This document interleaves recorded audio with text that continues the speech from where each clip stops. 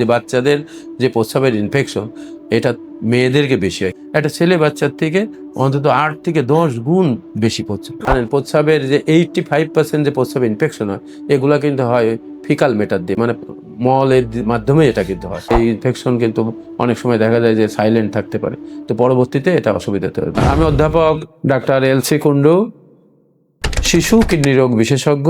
আমি বর্তমানে সমন্বিত হসপিটালে প্র্যাকটিস করি। আমি শুধু যেটা বলবো প্রস্রাবের ইনফেকশন যেটা খুবই কমন, এই জিনিসটা আমি একটু হাইলাইট করতে চাই, কারণ এই প্রস্রাবের ইনফেকশন বাচ্চাদের খুব কমন।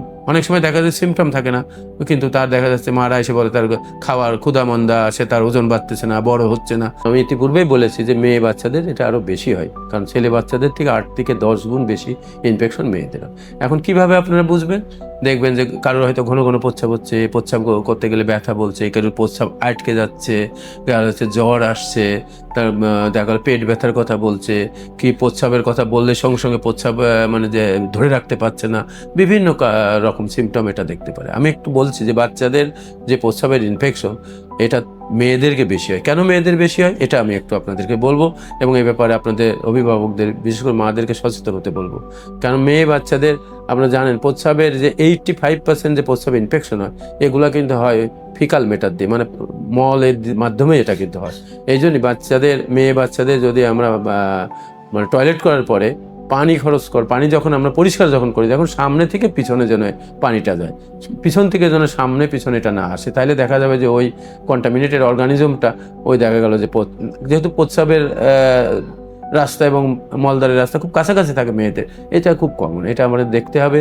বাচ্চাদেরকে একটু বড় বাচ্চা হলে যারা স্কুল গোয়িং বেবি যারা আছে তাদেরকে ঘন ঘন মানে অন্তত 2-3 ঘন্টা পর পর প্রস্রাব করতে বলতে হবে, এবং কমপ্লিট যাতে ভয়েড করে, কমপ্লিটলি প্রস্রাব করে, খুব দ্রুততার সাথে যাতে শেষ না করে এটা দেখতে হবে। তারা যেন মানে বছরে অন্তত 2 বার মিনিমাম কৃমির ওষুধ যেন আপনারা খাওয়ান।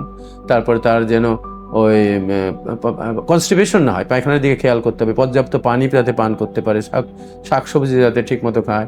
তাদেরকে টাইট কোনো প্যান্ট এইগুলো বাচ্চাদের পরানো ঠিক না। বাবল বাথ যেটাকে বলি, ফেনাযুক্ত, যে অনেকে আমরা গোসল করানোর সময় অনেক ফেনা করে, সাবানের ফেনাবাই জাতীয় করে, এগুলোও আমরা কিন্তু অ্যাভয়েড করার চেষ্টা করব। আর এদের যখন ইনফেকশন হয়, আমরা বললাম না, একটু আগে বলেছি যে এই ইনফেকশন কিন্তু অনেক সময় দেখা যায় যে সাইলেন্ট থাকতে পারে, তো পরবর্তীতে এটা অসুবিধা হতে পারে। যখনই আপনার বাচ্চার দেখবেন যে খাবার অনীহা, জ্বর, তার ওজন বাড়ছে না, প্রস্রাবের কোনো প্রবলেম হচ্ছে, করতে গেলে অসুবিধা হচ্ছে, তাদেরকে অবশ্যই আপনার শিশু কিডনি বিশেষজ্ঞ সম্ভব হলে তাদের দেখাবেন, না হলে যে কোনো শিশু বিশেষজ্ঞ দেখাই এই পরামর্শ নেবেন।